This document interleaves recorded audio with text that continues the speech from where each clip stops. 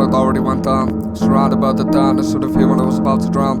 Guided by a single flickering street light in the distance, phone slip with the minutes covered by deafening silence till only I could listen. My legs trembled as the cold winds creaked past, and all of a sudden the rain started to pour misery blood into me as I sidescaped my open jaw. I roamed aimlessly to a low underpass, shivering out, took out a bent cigarette, was certainly my last. I looked upon the guiding light as allowed the flame to rise from my hands. Smoke congesting inside of my lungs as the ash expands. Carry on the seamless journey and the light flickers. Then he appears, unknown to me, an entity conceived with the culmination of fears. I hear his voice, I don't know even what he had to say. Walked past you, felt a cold power on my shoulder blade, instantly stopping me in my ways. I turned to a voidless face.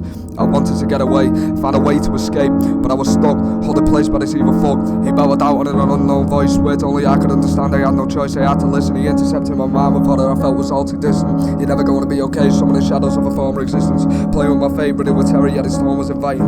You're a meaningless waste, hate constantly inciting. I felt a true pain burning inside of my soul, dragged into a bottomless hole. As I cried out in pain, he let out a sly chuckle. My will to be drained as you abused me with blood-dried knuckles. You should never be forgiven for the tormentation you passed on to others. I thought this was pretty ironic considering the situation, yet his incantation lobotomized me with sadistic gloom and fascination. My tears couldn't have fell harder, yet my screams were non-existent. A tone deaf strain plunged out without much resistance, after what felt like hours and unveiled its face. So familiar, yet ridden with sheer disgrace. Glowing eyes riddling my vision like a fucking parasite. Disgusted by the lies betrayed by this so-called guiding light. Naked and shivering as a result of this unforeseen shite. Why was I haunted by the sheer play? Why do I see pleasure in the creation of my last rites? No aid from my own insight, no safety under the fucking moonlight.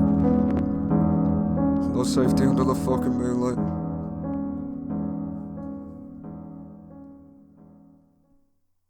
And after all this, my demon just walked away. He said I could go after the torment I just had to undertake.